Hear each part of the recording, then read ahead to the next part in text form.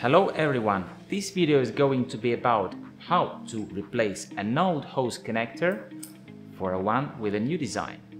This operation can be done with all purple wire connectors, including hoses, temperature sensors and machine.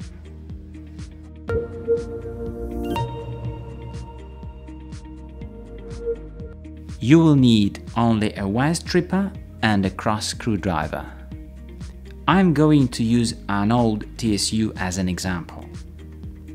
First, let us compare male and female connectors of both types to identify them securely. These are male connectors of the old and the new style. And these ones correspond to female connectors. So, after we have chosen the correct part of the connector, cut the old one completely. Peel off around 2 cm of the plastic cable cover and strip the screen wire. Open the new connector.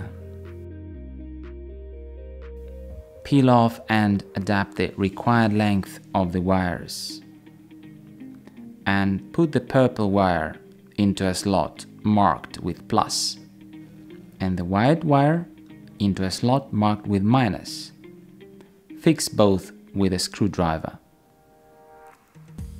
Put on the plastic cover and fix the clamp, and you got it ready.